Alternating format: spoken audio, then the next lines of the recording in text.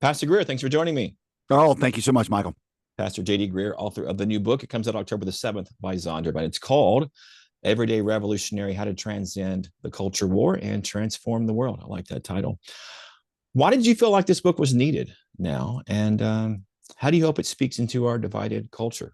Yeah. Well, I think a lot of Christians, very practically, just aren't quite sure exactly what to do in the world that we find ourselves in. There was some sociologist that basically said we've entered into what we call a negative world in relation to Christianity, meaning that in the positive world, Christianity was seen as a social asset, as kind of a necessary part of the fabric. In a neutral world, it was kind of like one option, like you're a Christian, I'm not a Christian. It's actually become specifically since like the Obergefell decision in 2014 a negative dimension of kind of what it is. It's like you're not just one option among many, you're actually part of the problem. And so what does faithful witness look like in that? And there's a real propensity to get drawn into just kind of tribalistic culture wars and like we got our tribe and their tribe, and we're going to fight on the airwaves and shout at each other across the distance. And hear me, I am all for speaking truth in the public square and going into Nebuchadnezzar's palace and saying this is who God is and what He wants. But I had this sense that a lot of believers in our church are like, I don't know practically what this means. What am I supposed to do? What do I do at my workplace when they're asking me to wear a name tag that identifies my pronouns? What do I do when, my neighbor has a sign in their yard with all the, love wins kind of stuff on it? And what does that actually do? And so I took inspiration from the book of Daniel because Daniel is as an exile, and I feel justified in doing that because Peter, picks up on that whole thing and says this explains the whole church. Daniel was so courageous in Babylon that he got thrown in a lion's den, and yet at the same time he's so beloved by the king that threw him there that the king stands outside the lion's den all night long, weeping and hoping against hope that Daniel makes it. And my question is, how do you become like that in your culture, where the people say, "Man, the stuff you say makes me mad, but thank God you're here because if not, we'd have to raise our taxes." Like you're the ones who best take care of the poor. I think the reason King Darius stood outside of Daniel's lion's den was not because he just missed his prophetic rebukes. I think he knew that Daniel was a genuine friend to him and to Babylon. And I think that's the posture that a lot of Christians, that's what we want. Daniel is one of the only books in the Old Testament that's not written in Hebrew. It's written all in Aramaic. And the intro and the conclusion are in Hebrew because it's written for Jews, but the narrative parts are in Aramaic. And it's almost as if the book itself poses a question like, hey, you know how to be faithful to God in Hebrew. Can you do it in Aramaic? What's it like to be faithful to Jesus in a negative world? So that's the question. You say several things that intrigued me in this book. One of them is you discuss political captivity. Yeah. What do you mean by political captivity, and how can Christians? I think you alluded to this a second ago. How can Christians stand for truth while avoid being consumed by partisan battles? Yeah, so that's a very, very important, and I could even say a pretty tricky question. Um, let's take some inspiration from Jesus himself. Jesus, in his list of disciples, when Matthew lists them out, he lists two of them, and actually assigns a political classification to him: Matthew the tax collector, Simon the zealot. Only two labels he gives to any of the disciples. What that shows you is that they were divided on the most emotionally charged political issue of their day: what to do about Roman occupation. With one side saying, man, you got to cooperate. This is a God ordained authority. The other side saying, these people have taken over. They're anti-God. We've got to fight against them. It's interesting to me that Jesus brings both of them on his band of disciples. Both of them bring their identity with them. I'm sure they had some pretty emotionally charged conversations around the campfire, but they both found a greater unity in Jesus. Ultimately, the gospel that Jesus taught them would in many ways undermine both of their preferred political platforms. Um, I think I don't want to press it too far, but I actually think there's a lot we learn in that. I'm not trying to morally equivocate and say, oh, the parties are both, everything, all political sides are equal. I don't mean that at all. I just mean that Jesus did not make one of those a defining issue in his band of disciples. He actually called them to something beyond that, that ultimately rewrote a lot of that stuff. The mission of Jesus that we have is to proclaim the lordship of Christ in a way that certainly will affect our politics, but may not necessarily be publicly identified by it. One of the stories I tell in the book is one of my favorite stories from here at the church, where I had said something on social media in support of a pro-life position, which I take unapologetically. And a girl sniped at me on social media. Typically, I never respond to that because people snipe at me all the time. But, I didn't respond. But for whatever reason, I did. I'm not even sure why I responded to her. And I tried to be reasonable. I tried to be gracious. We went back 3 or 4 times. She was a little, feisty. And that was the end of it. I didn't think anything else about it. 3 months later, I get a letter at our church. It's a picture with a letter, and it's a picture of this girl being baptized. I didn't know she went to our church. And she identified. She's like, "I'm the one you sniped." I gave her Twitter handle, and she said, "I just moved here, came from the West Coast. She'd gone to a really liberal university. I mean, she checked all the boxes for liberal, as left as you can get." And she said, "But a bunch of people invited me to your church, and basically, she's like, I got saved here, and now I'm rethinking everything." She said, "And I knew that you disagree with me on some important issues like pro-life, what you teach about homosexuality." She said, "And they made me mad. And to be honest with you, they still made me mad." She said, "But I'm grateful that in all that you taught, that even though you taught those things, you still didn't make this the Republican church, because I'm not sure I could have stepped foot inside if I'd have thought of it as the Republican church." And I love what she said, because she was acknowledging that we didn't back down from truth, but we didn't so associate that it actually cut off half of our mission field here in the Triangle. I don't ever want to be somebody who doesn't say something just because it's unpopular. But I also recognize God has called me to lead with Jesus. And I'm going to proclaim Jesus. And that means sometimes I'm going to tone down some secondary things so that I can focus on the primary thing. It's not that I don't have an opinion on it. It's not even that I don't think a Christian worldview speaks to it, but it's like I tell our people all the time, I might be wrong in my perspective on global warming. I don't think I am. I think I'm right. That's why I have the perspective I do. But I might be wrong in my perspective on global warming, but I'm not wrong about the gospel. And I don't want to let my opinions on the former keep people from hearing me on the latter when it comes to gospel proclamation. You said the Triangle. Of course, you live in North Carolina. You're talking about this, I guess it's called the Research Triangle there in North Carolina, for folks who don't know Raleigh, what you're Durham, talking about. right. So you're saying that in your pulpit, you still speak the gospel, you still speak the truth, you still speak Orthodox belief on homosexuality and pro-life beliefs, but you still have people come into your church who disagree with you on those things. They do. That's right. That's right. And we are proclaiming the center of our pulpit is the lordship of Christ. And that's what I want to be, the one central thing. I want that to be the issue. I want people walking in and say, I got a Republican. I'm a Republican if I'm going to go to that church. I want them to say, I want to wrestle with who Jesus is. Playing off what we're talking about here, the same theme. In the book, you say a person can be on the correct side of every cultural issue. A Christian probably can be on the correct side of every cultural issue and still be unfaithful to the mission of Jesus. Kind of elaborate on that for a moment, if you will. What do you mean by that? Yeah. We should always remind ourselves that Jesus's crucifixion was a joint project of, let's just call them the secular left and the religious right. Right. It was a joint project. And I'm not trying to morally equivocate the sides. I'm just saying that both of them hated Jesus for different reasons. And Jesus's his glory, John says, was that he was filled with grace and truth. Grace and truth. Grace without truth is liberalism. Truth without grace is Christless conservatism. Both of them are deadly. And only something that is full of grace and truth is who Jesus is, and actually what is the right testimony to him. John even puts grace before truth when he describes it, because that meant Jesus led with grace. He was known as the friend of sinners. He was known, like Daniel was known in Nebuchadnezzar's palace. But he didn't do that, and compromise truth. He was filled with both of those things.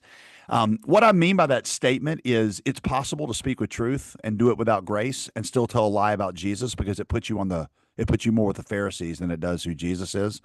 All my life, Michael, I grew up in a really conservative independent Baptist church. I'm still a very conservative Baptist, for the record, but all my life I was warned about the ditch on the left side of the Christian road, and that ditch is liberalism, right? And it'll take you off the gospel. And I believe that ditch is there, and I believe you got to stay away from it. Nobody ever told me about the ditch on the right side of the Christian road.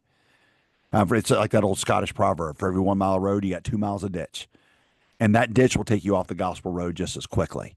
And I think we have to say, all right, what is it? What does it mean to be a faithful representative of Jesus? It's different than being just a truth-filled culture war. That's why I say witness for Christ is not less than clarity and boldness on cultural issues. It's just a lot more. How do you see social media shaping the culture war? And what advice do you give Christians on this issue, how to navigate social media? Yeah, well, first, I think it's just having your eyes wide open to what's actually happening. It's amazing when something happens in our community. If you are on one political side, the whole algorithm feeds you stuff that makes you think about that. And if you're on the other side, it's like the algorithm feeds you there. And so you've got people that honestly, man, they agree in value on just about everything, but because their social media feeds are different, they have two different viewpoints of this thing that happened. They're like, well, this was what was going on, and no, this is what was going on. And it's because, the people that are programming our social media, what they're solving for are clicks and hits. They're not solving for church unity, and they're not solving for even a good understanding of the issue. They're solving for, how do I keep you on this platform? And we should be wise to the agendas, because we are being polarized into those things. Sadly, most of us spend an hour and a half in church a week at most, and 25 hours on social media. That means Jesus gets to disciple us for an hour and a half, and Mark Zuckerberg gets 25 hours. It's no wonder that the church is as polarized as the country is right now. Instead of being different than the culture and challenging the culture, you just feel like the many churches reflect the culture. Two questions for you before we close here, Pastor. Of course, this book is releasing a few weeks after the assassination of Charlie Kirk. I'm curious, how does that tragedy highlight some of the messages in this book and the urgency of that message? Yeah, it's what an incredible tragedy, and what a wake up call to understand some of the spiritual forces they're at work there. Turning Point's their objective. If you look at their mission statement, they were there to advocate for small government, conservative things, and it was so much about that that I support on there. I think what we're seeing now in the aftermath of it is you see a lot of Christians that are wondering, like, okay, we know that we're in a battle. What is the lead measure in our battle? And what I hope people will do is say that the church itself, the main thing that we are presenting is we're presenting the lordship of Christ. There's a guy, not to go nerdy for a minute, but Abraham Kuyper was the Dutch prime minister, public theologian, early 20th century. He said, you got to understand that there's a difference in the church's organism and the church's organization. The church's organism needs to bring the shalom of God's presence, his salt and light, into every sphere of society, like everything. You want Christians that are thinking in the real estate market about what are kingdom practices in the real estate market. There's not one square inch of the entire cosmos, he said, over which Jesus does not declare mine. He said, but the church's organization, they actually have a more limited bandwidth, like people like me that are pastors. And what you find is that when you're in the organization, you sometimes have to turn down your perspectives on secondary and tertiary issues so that you can reserve all your bandwidth for the primary issue. Jesus did that. The Luke chapter 12, you got the disciple, one brother comes to him and is complaining about a social justice complaint, because his brother cheated him out of the inheritance. And Jesus' response is like, man, who made me a judge over you? D. Martin Lloyd-Jones said, what's going on? Did Jesus not care about justice? Why is he dismissive of this? And Dr. Lloyd-Jones said, of course, it's not that he doesn't care about justice. It's just that he knew that what God had sent him to do was to proclaim this gospel that would have applied to both brothers. And so Jesus doesn't answer that question. What he does is he preaches a parable on on greed that would have applied to both brothers. He said there's something in there for the church to learn, that there are times when you actually back out of certain discussions, not because you don't have a perspective, but because you know God's called me to preach the gospel to both sides of it, and I've got to stay out of this one discussion if I want to preach with clarity in this other one. Final question for you. I want to ask you about what many Christian leaders believe is a massive movement of the Spirit nationwide. Bible sales are up. Interest in Jesus is up, according to surveys. Do you see signs of revival in our country right now, especially among this younger generation and Gen Z? Man, yes. I mean, I'm so thank you for asking about that. Gen Z is going back to church, and I mean, just what an incredible way we're seeing it on our college campuses. We're actually doing a worship service this weekend at UNC Chapel Hill in the Dean Dome, their largest thing. And there'll be thousands of students there. I mean, it's incredible. I was with them all the other night. They were just crying out to God on their campus for revival and awakening. We are definitely seeing that. One of my questions, and it's really what I hope, Michael, with this book is they're returning to church. What are we calling them into? Is this whole thing going to be like we're going to let political operatives commandeer them primarily into a voting block? Or are we going to see them become gospel witness people that are about gospel transformation, which is not less than clarity about cultural issues. It's just more. What is driving this interest of Jesus among Gen Z? What's the catalyst here? I mean, the obvious answer is God and the Spirit. God Right. is, but digging a little deeper, what do you see are the cultural forces doing this? Yeah, you say, what do I see? I can tell you some of what I've read and observed. Take it for what it's worth. There seems to be two different explanations. One is just a genuine move of the Spirit. People have been praying for a long time. Plus, you see about every 40 years in our country, you see this reaction to secularism, and that is creating a hunger. I think there's you definitely can see. There was a guy named C.S. Lewis, Love and Christ, Sheldon Alexander, something. He wrote a book, but he was talking about how when you go to Christ, it's like you're leaping onto taking the leap of faith. He said what nobody ever talks about is the cliff you're standing on is actually crumbling underneath you. And Gen Z has recognized that this cliff they're standing on is crumbling. And so it's created this hunger for something, and it's made that, so-called leap of faith to Jesus, it's made it that much more appealing. So I think what we're seeing is this reaction to the intellectual, moral, and spiritual bankruptcy of secular progressivism. That's one thing. The other thing that I've read, that's sort of the first one is kind of the revival spiritual thing is there's a reaction, even as seen in like the election of Donald Trump and sort of the conservative wave, is because for so long the woke ideology was just so oppressive that this is a natural social reaction to that. Both of them can be true at the same time. I think they're both true. I think it's definite. You're seeing a lot of people praying for awakening and revival, and God is sending it. So that's where I spend most of my energy and effort, thinking God's doing something and I want to be a part of it.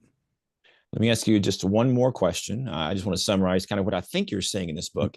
And your denomination for a long time, leaders in that denomination urged the church to speak to issues but not candidates. You speak to the pro-life issue, you speak to the gender issue, but it's not really wise to endorse candidates from the pulpit. Would you agree with that? Yeah, I would still say even years ago I would have said there are exceptions, and there are times when the issue is so clear. To use an obvious, if not extreme, example, if you're in 1940 and you're a German pastor, it's not enough to say Jews are important. You've got to say Nazis are wrong. And there are times, in fact, I did something this year that I'm not sure I've ever done before, because I felt compelled to do it and felt like it was the wise thing to do. I actually pulled up, part of the Democratic Party platform and said, "This is the official platform," and just read from it. Wow. I've never done that, but it was just so overtly and brazenly anti God and the Christian worldview that I felt like I had to call it out. So there are exceptions. In general, I think it's unwise to encumber the message with things that become, all people talk about. So that goes back to my example on Luke 12. Like, there are times I'm like, you know what? I could connect the dots, but in connecting the dots, I'm actually going to wall off. I mean, that's going to trigger some people where they're never going to step in here. So I'm going to teach all the things the Bible teaches, and I'll let them connect the dots. But I'm going to maintain the as much bandwidth as I can get to be able to preach the gospel to everybody, and not just the red side or the blue side. You said you read the DNC platform. You talking about from the pulpit or? I did. It was actually from the pulpit. Wow. Actually, because what I did is I said, here are 6 things, whether you agree with, whatever your position on healthcare, global warming, progressive economic policies, racial issues. I was like, here are 6 things every Christian can agree on. And I went through and just kind of named them out. And then in one of them, one of the things was you should never equivocate when, your party has something that's wicked in it. And so then I read, it said, these things are wicked. If you lean Democratic for economic reasons because you just think bigger government regulation is better, well, I mean, I don't know. Yeah, I may disagree with that, but I don't have a chapter and verse that says this is what the marginal tax rate's supposed to be. I don't have a chapter and verse that says this number of immigrants is how many we should let in and refugees. I was like, if you lean that, I was like, you've got to be crystal clear and your voice has to be heard. You can't just say, well, I kind of lean this way, so I'm just going to be silent about this. On the other side, if you've got, I mean, there were some things that were said that I felt like if you lean on the conservative side, you've got to say, look, I'm a conservative for all these reasons, but this is wrong, and I can't stand with that. It wasn't in the platform, but certain candidates had said things or done things that you felt like I can't be complicit through my silence in sin, especially when it's associated with my side. I know you're ending the interview, but let me give one thing here. The third commandment, one of the big 10, do not take the name of the Lord your God in vain. And scholars say what that means is do not associate things with God's name that are unworthy of it. When you associate and equate the name of Jesus to the Republican Party, then even if it is the better choice in an election, but when you associate and equate those two, you have just taken the name of the Lord in vain because you've now associated with Jesus and made synonymous with Jesus things that are not worthy of him. And so if I'm known as somebody who leads politically conservative, I'm going to do my best to make sure I distance myself from the things that are against Jesus because I need to distance Jesus from those things too.